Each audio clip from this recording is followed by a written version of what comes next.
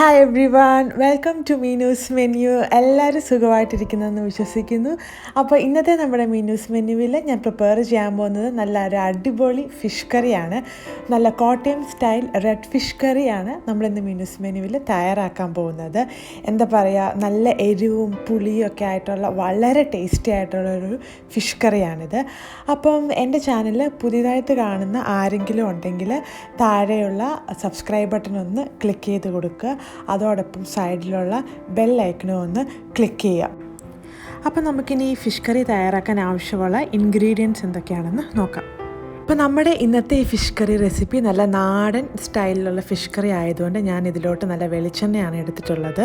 അതാണ് നമ്മുടെ കറിയുടെ ഒരു ടേസ്റ്റ് എന്ന് പറയുന്നത്. അതുപോലെ ആവശ്യത്തിനുള്ള കറിവേപ്പില, ഇഞ്ചി, വെളുത്തുള്ളി, ചെറിയുള്ളി പേസ്റ്റ്, അതായത് ഇത് മിക്സിയിലിട്ട് നല്ല പേസ്റ്റാക്കി എടുത്തിട്ടുള്ളതാണ്. നമ്മുടെ കറിക്ക് നല്ലൊരു തിക്ക് ഗ്രേവിയൊക്കെ കിട്ടാൻ വേണ്ടിയാണ് ഞാനിത് നല്ല പേസ്റ്റായിട്ട് എടുത്തിട്ടുള്ളത്. അതുപോലെ ഇതിലേക്ക് നമ്മളിനി ആഡ് ചെയ്യുന്നത് മസാല പേസ്റ്റാണ്. അതായത് 1.5 ടേബിൾ സ്പൂൺ കാശ്മീരി ചില്ലിപ്പൊടി, അതുപോലെ 1/2 ടേബിൾ സ്പൂൺ മുളക് പൊടിയും 1/2 ടേബിൾ സ്പൂൺ മഞ്ഞൾ പൊടിയും 1/4 ടേബിൾ സ്പൂൺ ഉലുവപ്പൊടിയും കൂടെ ചെറിയ ചൂടുവെള്ളത്തിൽ നന്നായിട്ട് മിക്സ് ചെയ്തെടുത്തിട്ടുള്ളതാണ്. അപ്പം ഇത്രയാണ് നമ്മുടെ ഈ മീൻകറിയുടെ ഒരു മെയിൻ ഇൻഗ്രീഡിയൻസ് എന്ന് പറയുന്നത്.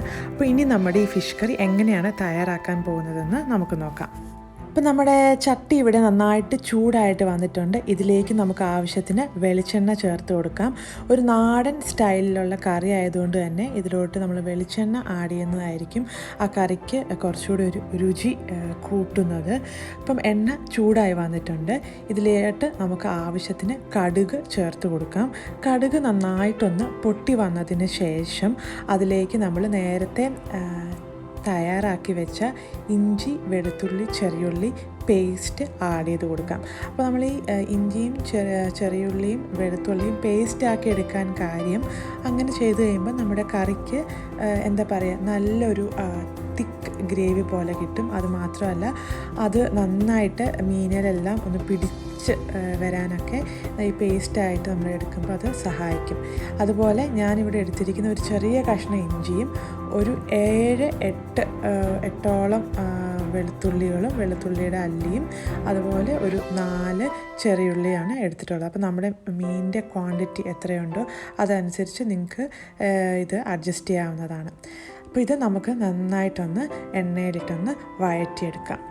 ഇഞ്ചി, വെളുത്തുള്ളി, ചെറിയുള്ളി പേസ്റ്റ് നന്നായിട്ടൊന്ന് വഴന്ന് വന്നതിന് ശേഷം നമുക്കിതിലേക്ക് ആവശ്യത്തിന് കറിവേപ്പില ചേർത്ത് കൊടുക്കാം.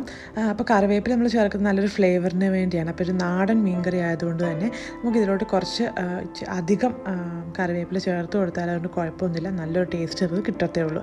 അപ്പോൾ ഇതിലേക്ക് കറിവേപ്പില ചേർത്ത് കൊടുത്ത് നമുക്ക് നന്നായിട്ടൊന്ന് ഇളക്കിയെടുക്കാം. അതിന് ശേഷം ഇതിലേക്ക് നമുക്ക് ആവശ്യത്തിന് ഉപ്പും ചേർത്തൊന്ന് ഇളക്കാം. അപ്പോൾ നമ്മുടെ ഇഞ്ചി, വെളുത്തുള്ളി, ചെറിയുള്ളി, കറിവേപ്പില പേസ്റ്റ് നന്നായിട്ടൊന്ന് വഴന്നു വന്നിട്ടുണ്ട്. ഇതിലോട്ട് നമ്മൾ നേരത്തെ തയ്യാറാക്കി വെച്ച മസാല പേസ്റ്റ് നമുക്ക് ചേർത്ത് കൊടുക്കാം. അപ്പോൾ ഈ മസാല പേസ്റ്റിലോട്ട് ഞാൻ ആദ്യം പറഞ്ഞ പോലെ ഞാൻ എടുത്തിരിക്കുന്നത് 1.5 ടേബിൾ സ്പൂൺ കാശ്മീരി ചില്ലി പൗഡറും 1/2 ടേബിൾ സ്പൂൺ പിരിയൻ മുളക് പൊടിയും 1/2 ടേബിൾ സ്പൂൺ മഞ്ഞൾപ്പൊടിയും 1/4 ടേബിൾ സ്പൂൺ ഉലുവ പൊടിച്ചതും ചെറിയ ചൂടുവെള്ളത്തിൽ ഒന്ന് പേസ്റ്റാക്കി എടുത്തിട്ടുള്ളതാണ്. ഇത് നമുക്കിതിലോട്ട് ചേർത്ത് കൊടുക്കാം.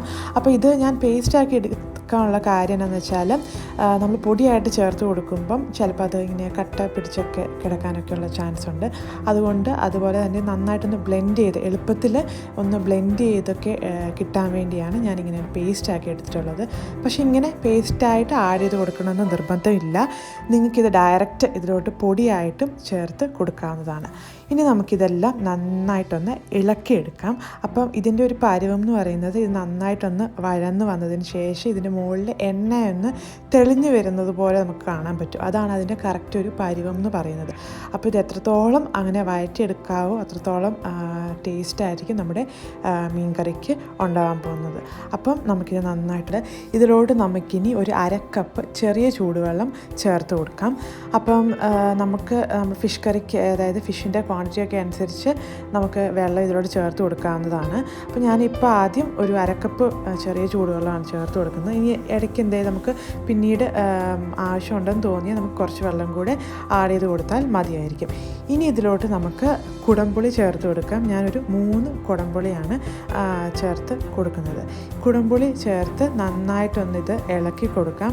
അതിന് ശേഷം ഈ ഗ്രേവി അത് നന്നായിട്ടൊന്ന് തിളച്ച് വരുന്ന കാണുമ്പോൾ നല്ലപോലെ വെട്ടിത്തിളയ്ക്കും. അപ്പോൾ വെട്ടിത്തിളച്ച് വരുന്ന ആ ഒരു സ്റ്റേജിൽ നമുക്കിതിലേക്ക് കഴുകി വൃത്തിയാക്കി വെച്ചിരിക്കുന്ന മീൻ കഷ്ണങ്ങൾ ചേർത്ത് കൊടുക്കാം. അപ്പോൾ ഞാൻ ഇതിലോട്ട് മീൻ കഷ്ണങ്ങളെല്ലാം ചേർത്ത് കൊടുത്ത് അത് നന്നായിട്ടൊന്ന് ഇളക്കിയെടുത്തിട്ടുണ്ട്. ഇനി ഇതൊന്ന് ഒരു മൂടി വെച്ചതിന് ശേഷം നമുക്കൊരു 15 മിനിറ്റോളം ഒരു മീഡിയം ഫ്ലെയിമിലിട്ട് വേവിച്ചെടുക്കാം. അപ്പോൾ അങ്ങനെ ഒരു 15 മിനിറ്റ് കഴിയുമ്പോഴത്തേനും നമ്മുടെ മീൻ കറി ഇവിടെ റെഡിയായി കാണും. അതുപോലെ തന്നെ നമ്മൾ ശ്രദ്ധിക്കേണ്ട ഒരു കാര്യം, മീഡിയം ഫ്ലെയിമിലിട്ട് വേവിക്കാൻ ശ്രദ്ധിക്കുക, കാരണം അത് അടിക്ക് പിടിക്കാൻ സാധ്യതയുണ്ട്. അതുപോലെ ഇളക്കി കൊടുക്കുമ്പം സൂക്ഷിച്ച് ഇളക്കി കൊടുക്കുക, അല്ലെങ്കിൽ മീൻ കഷ്ണങ്ങൾ പൊടിഞ്ഞു പോകാനുള്ള ചാൻസും ഉണ്ട്. അപ്പം വേറൊരു ടിപ്പ് എനിക്ക് പറയാനുള്ളത്, നമ്മൾ ഇളക്കി കൊടുക്കുമ്പോൾ തവി കൊണ്ടല്ലാതെ ജസ്റ്റ് ഒന്ന് നമ്മൾ ചട്ടി ഒന്ന് ചുറ്റിച്ചെടുത്താൽ മീൻ കഷ്ണങ്ങൾ പൊടിയാതെ അത് നന്നായിട്ടിരിക്കുകയും ചെയ്യും. അതോടൊപ്പം അത് നന്നായിട്ടൊന്ന് ഇളക്കി കിട്ടുകയും ചെയ്യും. അപ്പോൾ നമുക്കിതൊന്ന് 15 മിനിറ്റ് ഒന്ന് വെച്ച് നന്നായിട്ടൊന്ന് വേവിച്ചെടുക്കാം. അപ്പോൾ ഇപ്പോൾ ഏകദേശം 15 മിനിറ്റ് കഴിഞ്ഞിട്ടുണ്ട്. നമ്മുടെ മീൻ കറി ഇവിടെ നല്ല പോലെ തിളച്ച് നല്ലപോലെ വെന്ത് റെഡിയായി വന്നിട്ടുണ്ട്. അപ്പം നിങ്ങൾക്ക് കാണാവുന്ന പോലെ നല്ലത് തിളച്ചതിൻ്റെ എന്താ പറയുക, നല്ലൊരു മണമൊക്കെ വരുന്നുണ്ട്. അപ്പം ഈ ടൈമിൽ നമുക്ക് വേണമെങ്കിൽ ഒന്ന് നോക്കിയിട്ട് ഉപ്പ് പുളി എന്തെങ്കിലുമൊക്കെ വേണമെന്നുണ്ടെങ്കിൽ കുറവുണ്ടെങ്കിൽ ചേർത്ത് കൊടുക്കാവുന്നതാണ്. അപ്പോൾ നമ്മുടെ അടിപൊളി കോട്ടയം സ്റ്റൈൽ ഫിഷ് കറി ഇവിടെ റെഡിയായി കഴിഞ്ഞു. നല്ല എരിവും പുളിയും ഒക്കെയുള്ള നല്ല ടേസ്റ്റി ആയിട്ട്, അതുപോലെ തന്നെ നമുക്ക് വളരെ എളുപ്പം തയ്യാറാക്കാൻ പറ്റുന്ന ഒരു ഫിഷ് കറി റെസിപ്പിയാണ്. അപ്പോൾ നിങ്ങളെല്ലാവരും തീർച്ചയായിട്ടും ഇത് ട്രൈ ചെയ്ത് നോക്കുക. അതോടൊപ്പം നിങ്ങളുടെ അഭിപ്രായം താഴെയുള്ള കമൻസിൽ എഴുതി എന്നെ അറിയിക്കാം. I hope you all love this video. Please do like, share and subscribe to my channel to see more delicious recipes from Meenu's Menu.